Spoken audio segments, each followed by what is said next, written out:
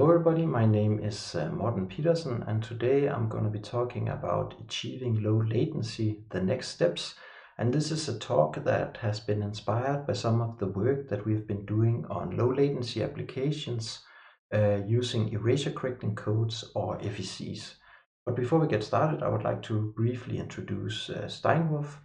So we were founded in 2011. We are located in Aalborg, Denmark, and we do software development and software licensing of high-performance erasure correcting codes, or FECs, and this includes both traditional block codes like Reed-Solomon, but also next-generation network codes like random linear network codes. FECs, or erasure correcting codes, is a quite old technology, but in the past decade we have seen quite a few technological developments and breakthroughs, and we do believe that some of these will make it a key enabler for some of the low latency applications that we are going to deploy both now and in the future. So first, a small disclaimer, we are not video coding or delivery experts, but we do believe that some of these developments in the area of FECs and ECCs could also be very relevant for video delivery. So many of the interactive applications that we are working with, they have some very hard requirements on low latency and reliable networking. And some examples of these applications are tele-driving. So for example, where we are driving a truck based on a video feed, can also be a forklift in a factory, for example. It can be remote control applications where we are steering robotic equipment, could be a robot arm or something similar. And also we're seeing some new applications like game or application streaming, where the game or the application itself is running in some remote location, and what we are seeing as a user is actually a video stream of that application or game running. These interactive applications, they often require very little client-side playout buffer. We typically don't have a CDN, but many of these applications are also one-to-one, so that's typically not a problem. And then they have this millisecond latency requirement, so in the order of, for example, a couple of in the order of a couple of video frames, in order to provide a good or the required user experience. And this means that we have really only three major components at play here. So the first one is the video encoder, then we have the network, and then we have the video decoder. And all of these are of course important to optimize, but today we're going to look specifically at the network part. So the network, or the communication link, has three fundamental properties. The first one is the latency. So how fast or how long does it take from we send a packet until it's received at the other side. The second one is the bandwidth, which is more or less how many packets we can put onto the wire at any point in time. And then we have the reliability, which is how many of the packets we transmit actually get through. The latency is the most tricky one to deal with, because there is a very difficult fundamental lower bound. It's very hard to improve. And if you take a look at the map here on the right, we have 2 points drawn and then a line in between.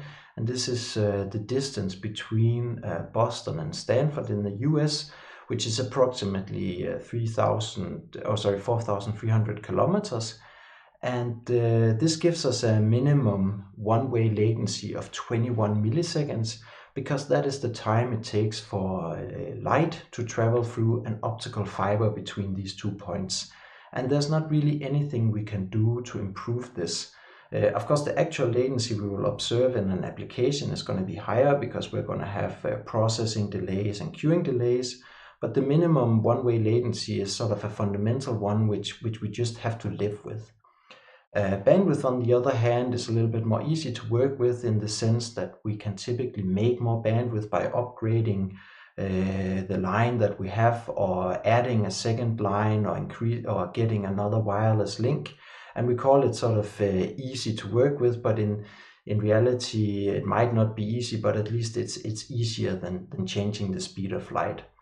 The reliability is typically something that is most problematic in the first or the last hop of the communication link, since these might sometimes be wireless and sometimes also we have mobility involved. For example, in the case of the truck driving on the road, it's going to be moving around and the communication link is going to be challenged due to this mobility. The end-to-end reliability that we have is most of the time provided by the transport protocol. And if we look at how transport protocols do that today, we will see that most of them actually use a mechanism that trade latency for reliability in order to have optimal bandwidth usage. And this is done via a mechanism called ARQ or retransmissions. If we have this sort of an ideal ARQ or retransmission based protocol, we can take a look at how it actually obtains this reliability. So in this specific case, we have a sender on one side and a receiver on the other side, and in the middle we have a communication link with a certain latency. So if we take from the example before, we can say that this latency is, for example, 21 milliseconds. So in an ARQ-based system, what can happen is that the sender will transmit a packet, and then this packet is going to have to cross over this communication link. And this means that even in the ideal case, the sort of earliest possible time that we can discover a packet loss will be after 21 milliseconds. If there is a packet loss, then the receiver will have to immediately communicate back to the sender that this loss occurred, and this is going to take yet another 21 milliseconds to arrive. And once this information has arrived at the sender, then we can try to retransmit the packet, which can then arrive after approximately 63 milliseconds.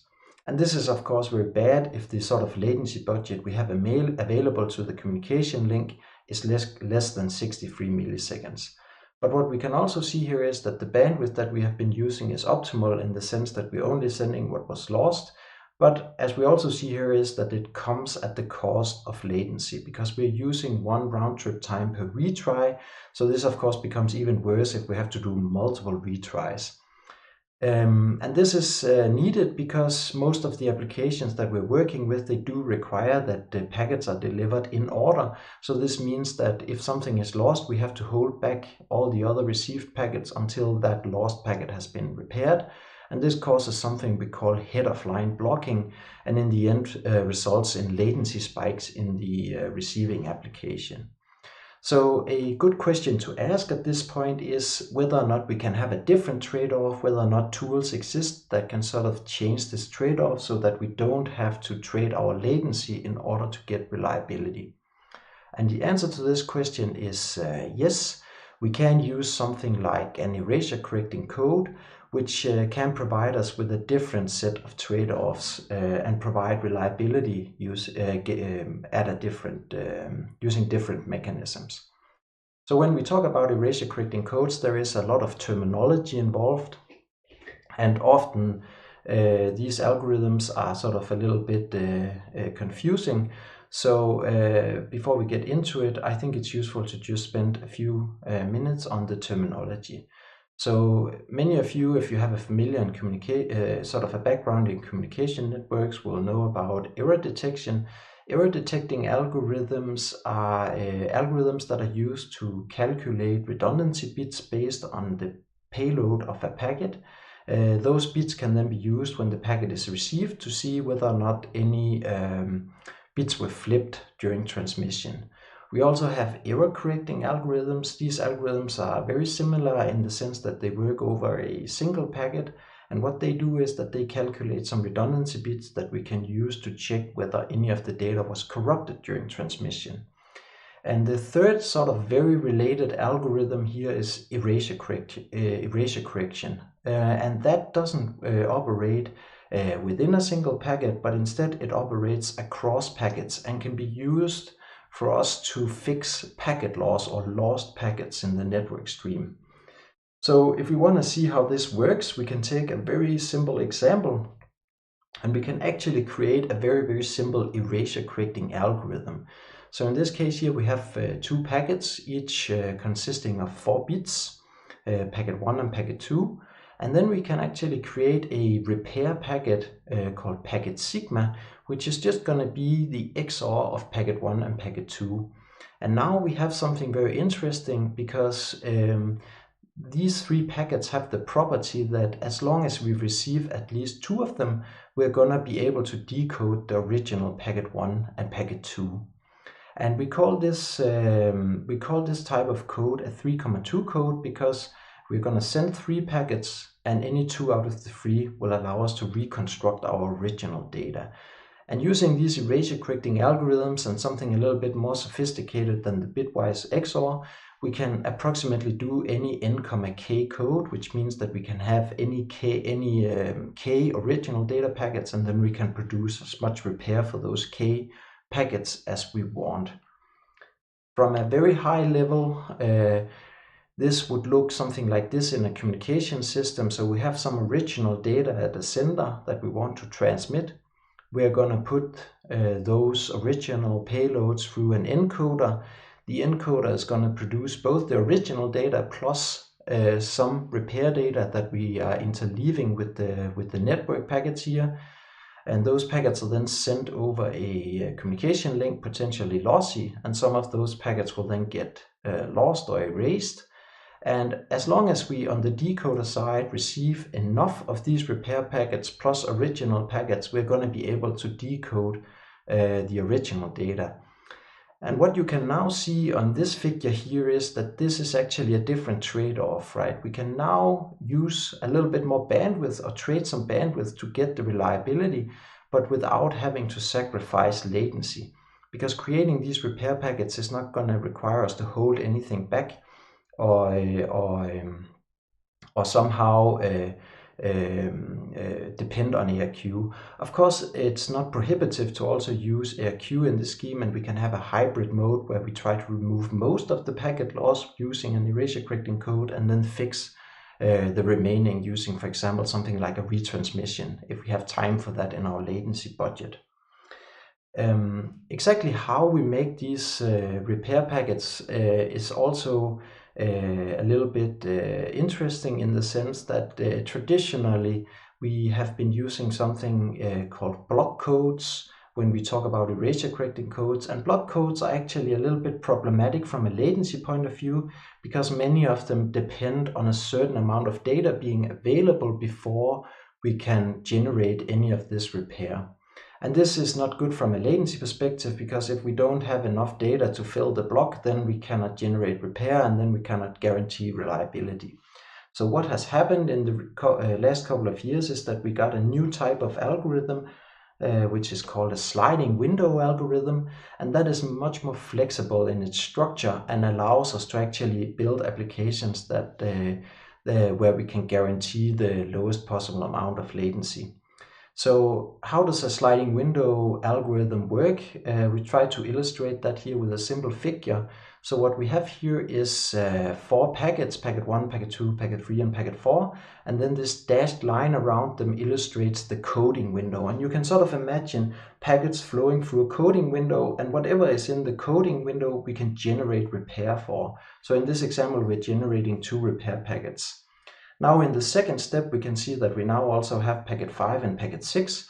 So we can choose to include those into our coding window, but we can also exclude packets from our encoding window, for example, if they're becoming too old.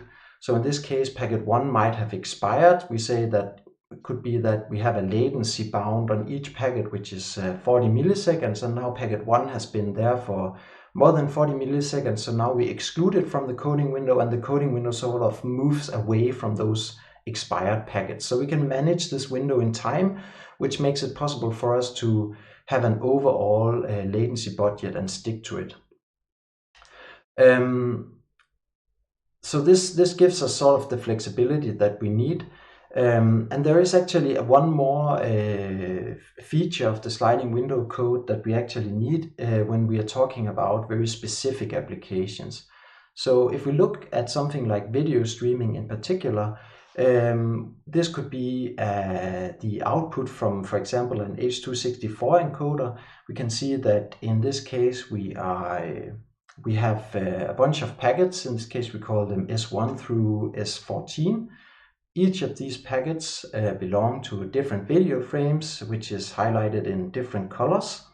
And if we take something like a traditional block code where we need a certain amount of packets available before we can generate any repair, we can end up in some quite unfortunate situations. So for example, in this specific case, we have a 6,5 code, which means that we are going to generate repair after the 5th packet.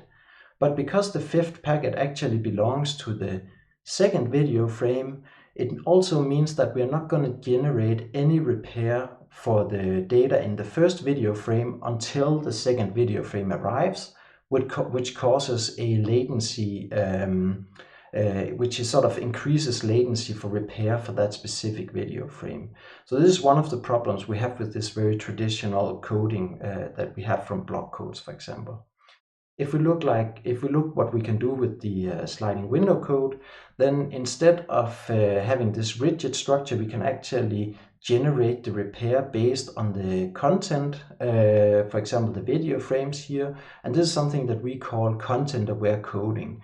So here you can see that after each video frame, we are producing the needed repair.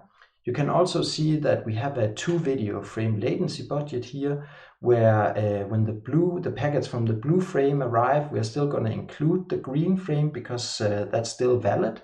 But when the orange frame arrive, then we drop the packets from the green frame and only include the blue frame.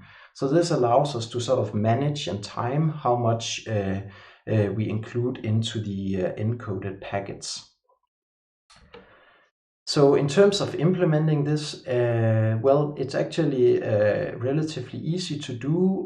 Most of these algorithms are available as a software update or in software libraries, and they integrate quite well with datagram-oriented transport such as UDP or RTP, and also in quick datagram and web transport datagrams, we expect them to integrate very nicely.